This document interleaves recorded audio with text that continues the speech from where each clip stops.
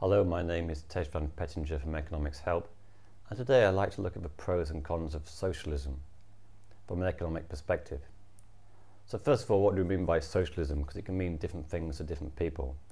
And for the purpose of this video, I'm going to assume it's the democratic socialism of left-wing parties in, say, Western Europe. So the main economic policies of these socialist parties is factors such as high tax on the rich, welfare benefits for the poor, nationalisation of key industries, redistribution of income within society, universal healthcare and education, and taxes on wealth and high income, and generally putting equality above economic efficiency. And so that's quite a lot to untangle, but maybe to start off by thinking about what are the benefits of this approach. Well, I think firstly, under capitalism, you do get inequality of outcomes and also inequality of opportunities. So for example, a lot of wealth is inherited and a lot of opportunities are inherited if you went to a private school or things like that. So a socialist may say that this is unfair because many people don't have the same opportunities. So without some government intervention in the form of tax and spending, people won't have that equality of opportunity.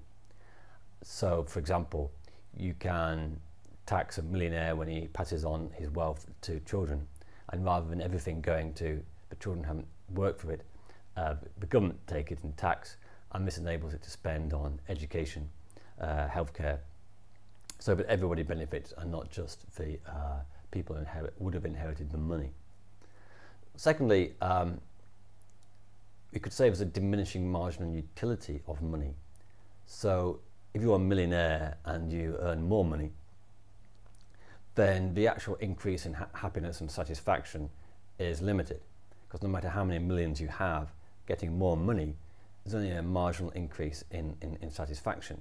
Whereas if you're unemployed or very poor and the government gives you a small amount of benefits, that can make a big difference. So by providing a safety net so everyone has enough to kind of live and eat and have a place to live, that this ensures a minimum standard of happiness, and it's a better way to distribute resources than just leave it completely to the free market. Also, you could argue that there are some social services like health and education that it's good for everybody to have access to, and not just from a moral point of view, but also from a society point of view. So for example, if everybody is educated, if everybody has good healthcare, then this can actually help the economy in the long term, because the workforce is more productive, more people are skilled, and so therefore firms benefit from this. Firms benefit from workers having access to healthcare so they can get treated and get back to work. Also, socialists would argue that when the government owns an industry or takes control of an industry, it can make sure that it's run in the public interest rather than private interest. So for example, public transport is an industry that has many positive externalities. If you provide good public transport, it helps to reduce congestion, helps to reduce pollution, and this could lead to a better outcome for society. But if you left it to the free market, then you may get more likely to get congestion on the roads, underinvestment in public transport, so people have less alternatives. So it's another argument that certain types of intervention can lead to better outcome for everybody in the long term. Now, to look at some criticisms of this socialist approach, the first thing is that high tax on the rich can create disincentives to work, and it can even encourage people to move abroad. So for example, when you look at France, they introduced a very high marginal tax rate on high earners, but a lot of them actually moved to other European countries because they wanted to avoid the tax rates in the region of 80–90% marginal income tax rates. So this is a problem that if you tax too much, then it can be counterproductive. Having said that, if you took a country like America, where tax rates are quite low, a modest increase in tax rate probably wouldn't create that many disincentives. But it does depend how easy it is for companies and firms to get around the taxes by moving money offshore. With regard to universal healthcare, this is a controversial issue in America, although in Europe it's kind of widely accepted universal healthcare is good. But the criticisms of universal healthcare would be that, again, it requires high taxes to pay for it, although people would pay less private insurance, because most people in Europe don't pay private healthcare insurance, they just pay for it through tax. But you could argue that universal healthcare, it might lead to less quality because the government resources are stretched thinly and aren't able to provide the high quality that you can get under a private system where there's not the same constraints on spending as there might be in a universal healthcare system. Also, another criticism of socialism is that when a government owns or runs an industry, then you often get inefficiency because the government lack profit incentive. People who work for it have an easy job, or there's not the same, let's say, profit incentives. So therefore, industries which are nationalised could become more inefficient, and this leads to lower productivity and lower growth, and so a smaller share of the pie to distribute.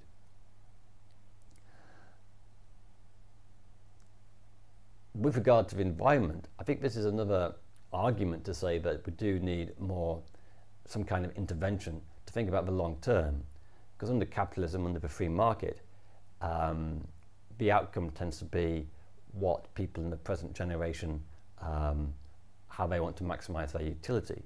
But we can ignore the external effects on people in other countries and also the external effects on people in the future.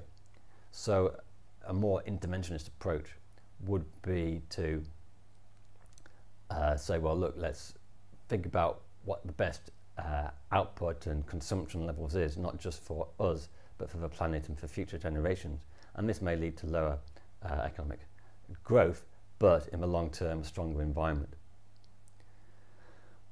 A valid criticism of socialism, as with any ideology, is that you can become overly ideological and implement things just because it's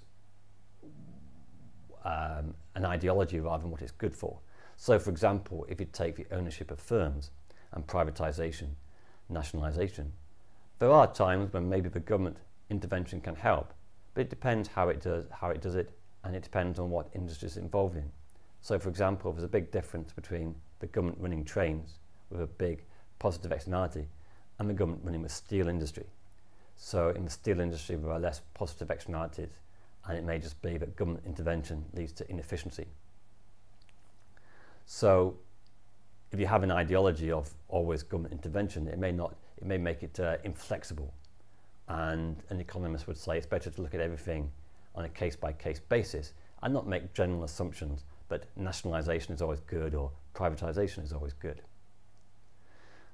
One other aspect of socialism which is worth mentioning, and that is the labour force and workers, because it is argued that under capitalism workers often have very limited capacity to get a fair share of output. So, for example, firms may have monopsony power. This means that firms have the ability to pay low wages and employ relatively few workers. And if you look at very powerful firms and when workers don't have much choice, you can see that there are cases where workers don't get paid very much whilst firms are very profitable. So a socialist approach might be to say, well, let us have a much bigger minimum wage. Let's maybe give workers a share in company profits, and so that if they are very profitable, it's not just the executives and the shareholders who benefit, but also the workers. Now, critics of this may say, well, if firms had to give a bigger share of their profit to workers, they may not want to set up it in the first place. So again, it goes back to this idea that if there's too much intervention, too much distribution of income, then you reduce the incentives for entrepreneurs. However, it is worth bearing in mind that one of the periods of the strongest economic growth in America was in the 50s and 60s, where tax rates were higher than they are now, income tax rates were higher, and also unions were stronger.